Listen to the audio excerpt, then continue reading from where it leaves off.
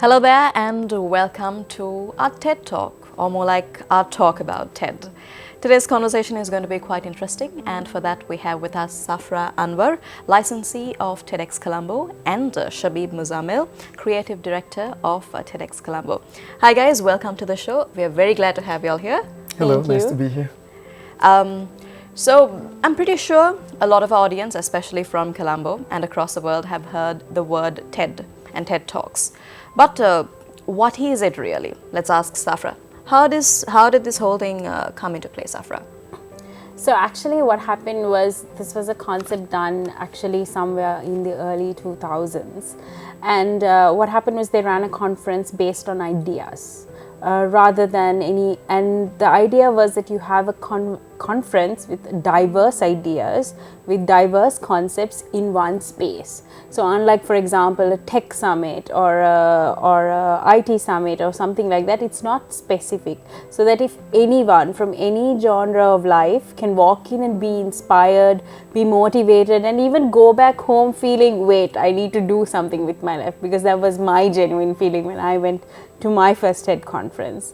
And so through that amalgamation of many years, Chris Anderson bought it over, and he's the founder of Wired. And from there, he's grown it to a huge level where it's become the #1 idea platform in the world. From one conference a year, it's now ranging to 4 to 5 a year. And it's even going live. There's virtual platforms. You can now access things like TED Ideas. There's TED Ed. There's also now a membership program that's going on. So it's diversified into so many areas. And actually now TED is actually doing a tech conference, which is going to be ideas based on tech. So the amalgamation of all these concepts is what TED is. And if you look at TED itself, it's technology, entertainment, and design. So the three ranging topics across many ideas. And Shabib, in a more creative point of view, what is TED to you? It's pretty much what Safra said. It's the best way of, it's an ideas sharing platform in a nutshell, right? And it's the best way for anyone to kind of really look at a diverse portfolio of really eclectic ideas and like actually world-changing ideas.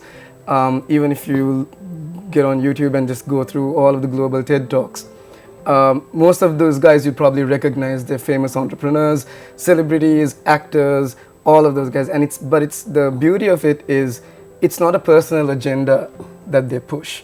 And I think that's one of the criterias as well. It's the idea, it's the pure idea in its purest form. It's what the idea did or what it could do, or how potentially people can get involved in it.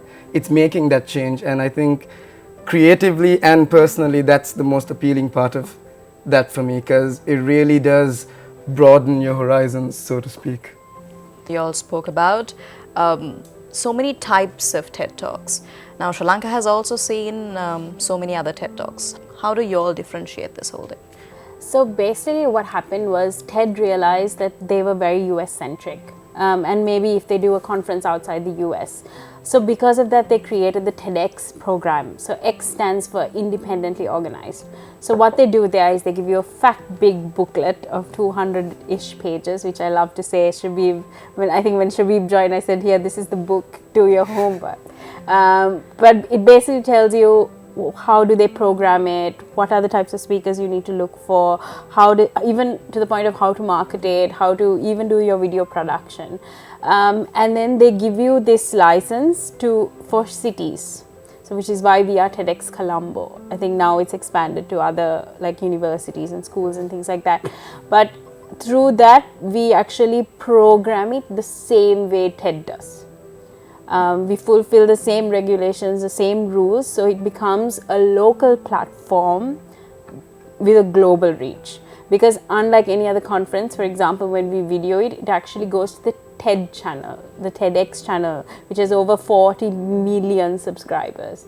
So that whatever we do here, it doesn't only impact Sri Lanka and Colombo or the outskirts, it impacts the world. And we've seen it happen with our previous speakers as well. So let's jump into a little bit of details about TED. How do your programs usually work? Do you all have a lineup so we have with TedxColombo, the main core aspect is of course the speakers. So we have basically six speakers who are speaking on different topics. So we have Bhavani, who's speaking on human rights and attorneys. Then we have Palinda, who is an architect. We have S. Kishore Kumar, he's a documentary photographer in the tea plantations. We have Lakmali, who's a medical researcher who was part of the Ministry of Health previously. We have Sandarangi Pereira, who's a choreographer and dance artist. We have Orange Mango, who's an experimental band. We have Ashok Ferry, who's an author that everyone knows, his famous story of writing a book at Rahima's. Ryan Rockwood, so he's an international mining expert. He's worked all around the world and he's bringing his expertise to Colombo since he's recently moved back home through even everything that's happening. One more thing, Google led me to something quite interesting about TED Talks, that every single TED Talk is limited to 18 minutes. Is this true? Why? And why? Why is it only 18 minutes? And why 18 minutes in specific? Because that's...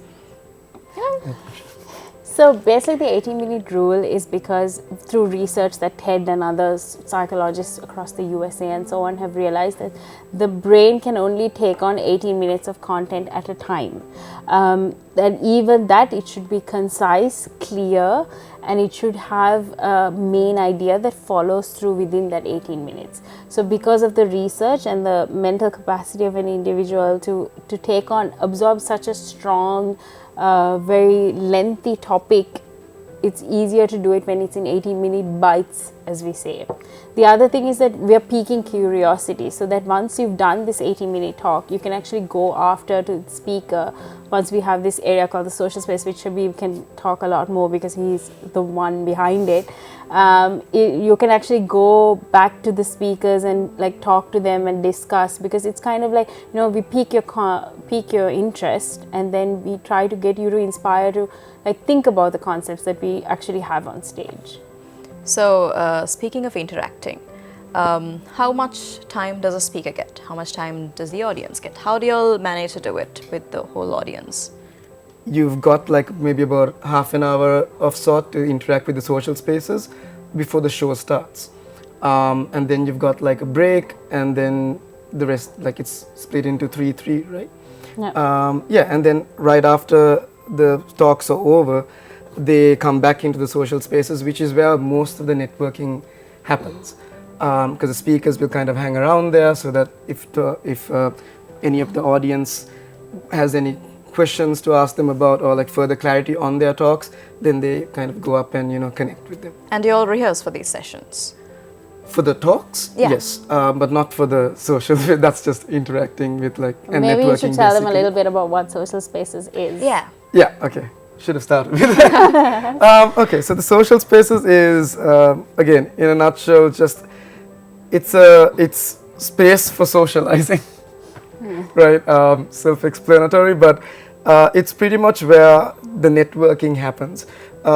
With a TED or TED Talk, TEDx event, it's not just the talks in itself. It's not just the idea sharing platform. It's connecting with people who also share that same passion.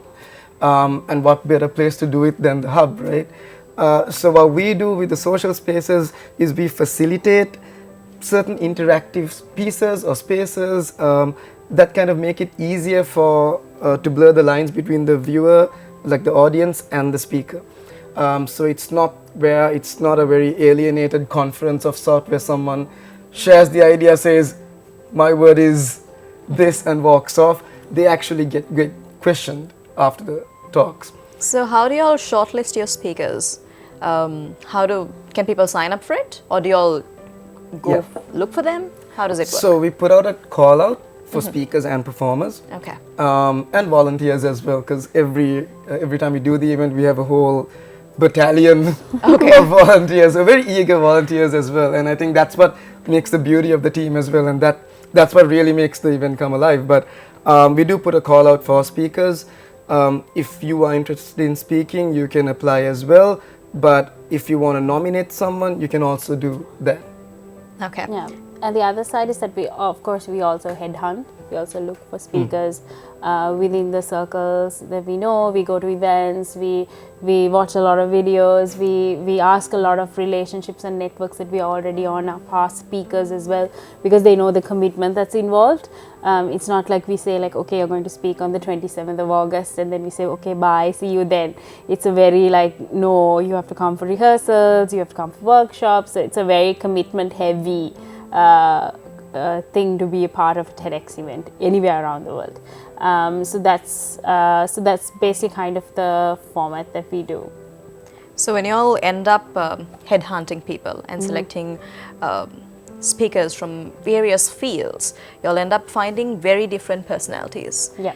And they speak of very different topics. Do you all have taboo topics by any chance that you all don't really touch on? I think We haven't had that. Have we? No. No. I think in the past we haven't, but I think because the thing is, we actually look for idea first.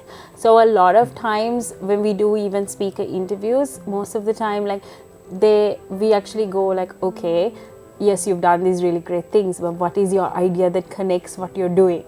So through that, I think automatically the curation process happens there, because we filter, like for example, there might be some who say, yes, we have the experience, but when we go and like be like, okay, can you tell us more? How does this work? How do you implement it? It may not have happened, or maybe a concept like that has not happened yet. So that filtering of those topics already happened. I don't think we've ever had a point where we say like, this is not something we talk about, because even a taboo topic, I think you can, if through an idea you can put it in a good light, as long as, like for example, there have been tough topics we've talked about before, like for example, I think weirdly enough, whenever TEDx event happens, something major happens, like we had TED Women just between COVID and Easter.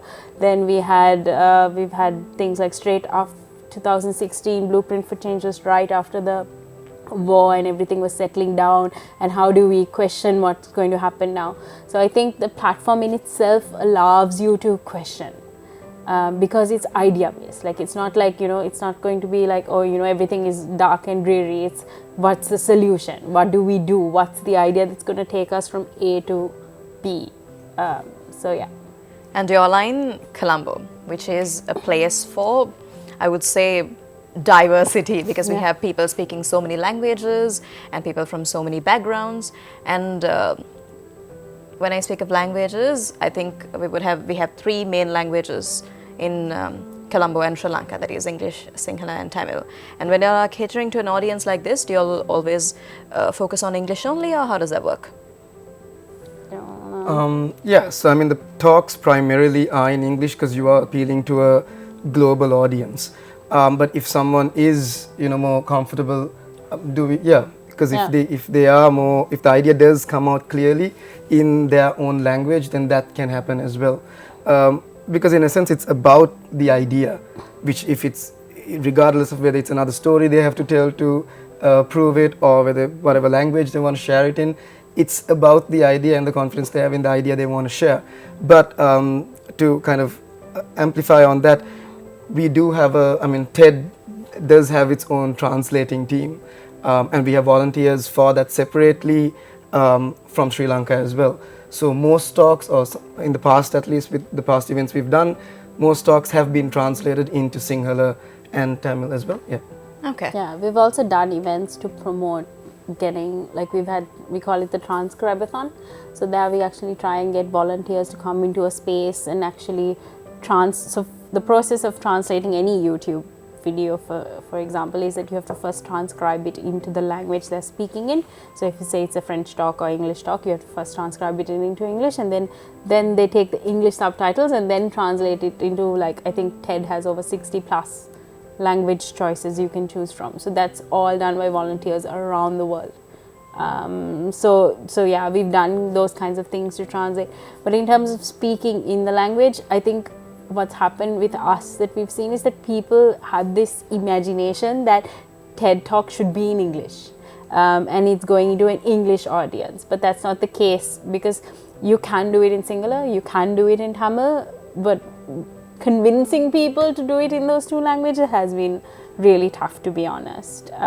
So we've actually tried for some where we're like, no, why don't you do it in Sinhala, because it seems like your first language. And like, no, TED Talk is English. Okay. So yeah.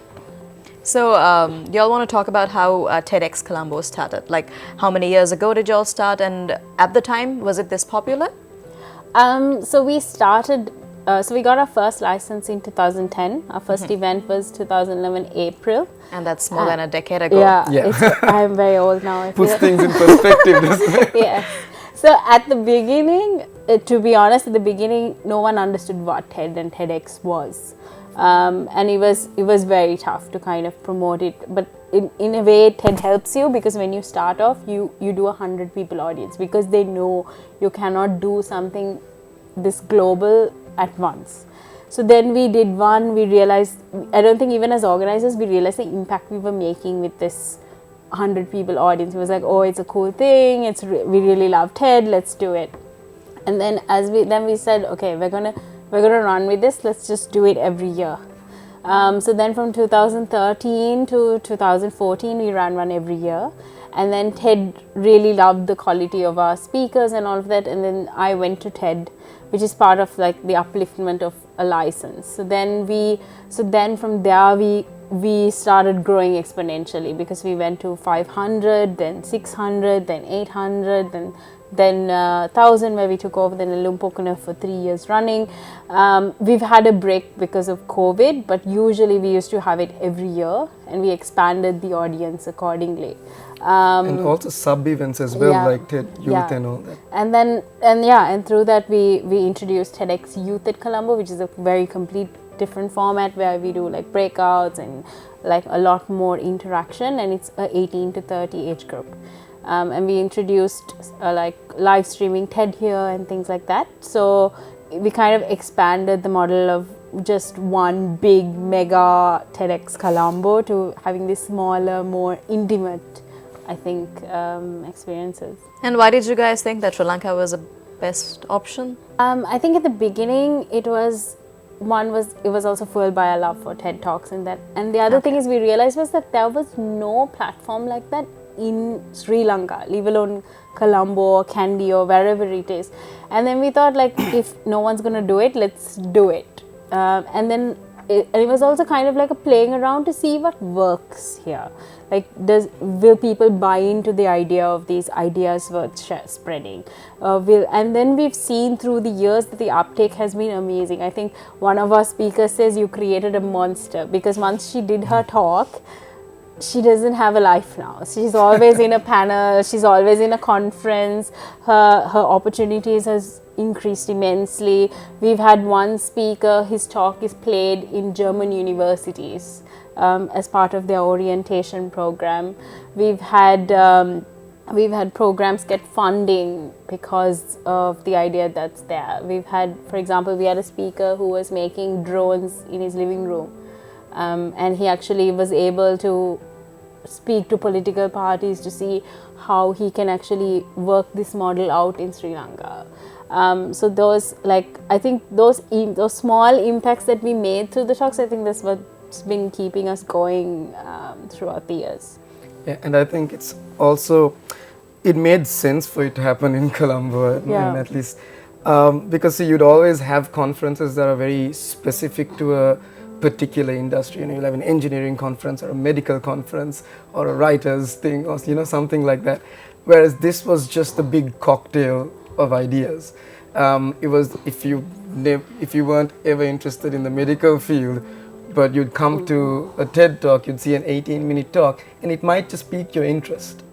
I think that's what, like, the whole point of TED is so that once you see something, once you come for one of these events, you are able to just go back with something that might just change your life, or might just change the way you think about things.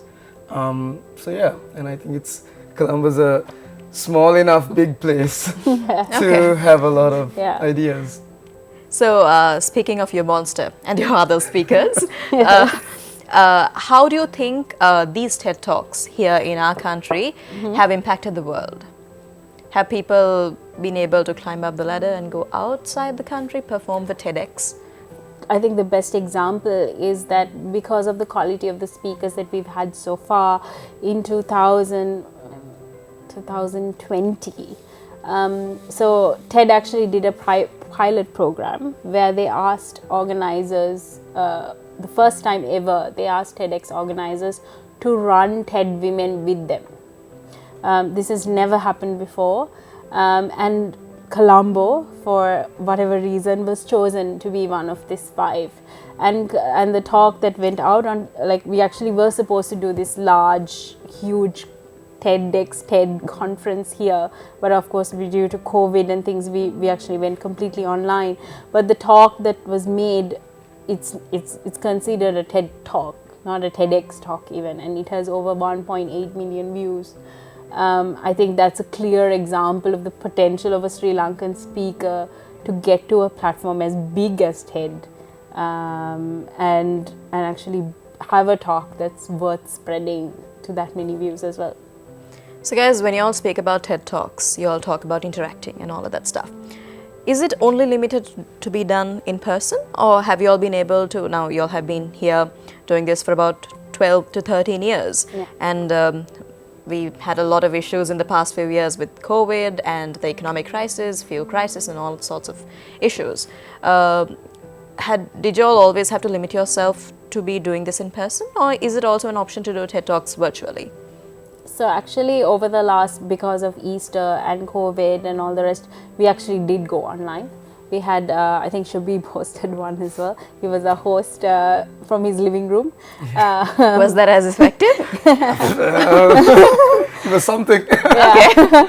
So that was kind of, so that was our way of like trying, because we couldn't get them to convene in public spaces, right? So that was like, okay, if we can't make them convene in public spaces, let's do it in our living rooms. So we ran it from our living rooms, and then so we had like TED Live, where we actually played the TED conference live for the audience for free.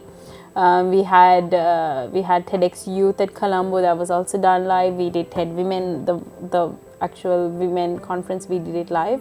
The difference was it was on the TED platform rather than over Zoom. So we've done kind of the online thing, but it's not the same as a physical event.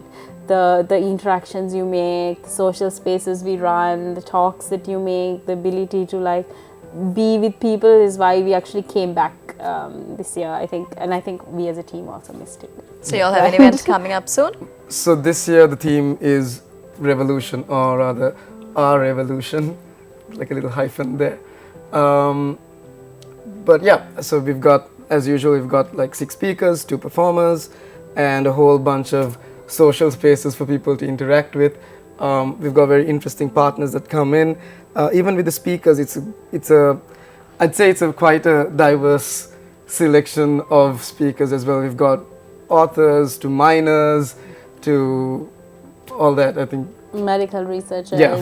Yeah, so it's that eclectic mix we put together. What are you all planning to do with this particular event? Is it the only one for the year? Are you all sending this to TED as well? What is the future? So every talk that we do on a TEDx Colombo platform gets sent to the TEDx channel. So the TEDx channel is run by TED. And the other advantage of you being a TEDx speaker is that TED actually watches it. And in this case, TED is actually coming. So Will Davis from TED is actually attending. So with that, I think this is the second time. He was here in 2016 as well. So the thing is that it's a local platform but a global reach, right? So it's not, we don't upload it on our YouTube channel. So if you look for TedxColombo YouTube channel, you won't find the talks there. But the thing is that we basically push them into that global platform itself. What are the challenges you all face when you all hold conferences, when you all hold TED Talks like this? I think the relativity of a global audience, right? Because for example, a Sri Lankan audience and a global audience is very different, because our problems may not be something like what the US would consider a problem, right? So that way that I think it comes through a curation of like, how do you curate a talk that's Sri Lanka and local related, maybe you could even say South Asia related, to make it fit something that a global audience would be like, oh, really? Like, I never thought about it. And I think that I think is what comes Yeah, and through. I think similarly, one of the other challenges is also, like, again, it's relativity. Sometimes an idea might seem offensive to you depending on what background you're from, or what region you're from, or your beliefs, you know. It doesn't change the fact that it may or may not be a good idea. It's just that relatability, rather. I mean, I think if at all a challenge was to be identified, that would be it. Yeah. Okay, so that's how TED Talks are done, and I'm pretty sure that all of our audiences now know what a TED Talk is and what TEDxColombo is doing for us here in Sri Lanka. Very soon, on the 27th of August, we have TEDxColombo launching another event where you can come and share your ideas of word spreading. Thank you so much for being with us, Safra Anwar, licensee TEDxColombo, and Shabib Muzammil, Creative Director TEDxColombo. Thank you for being with us, and thank you for sharing your ideas. No problem. Thanks for having us. Thank you. Thank you so much for joining us. Hope you have a great day.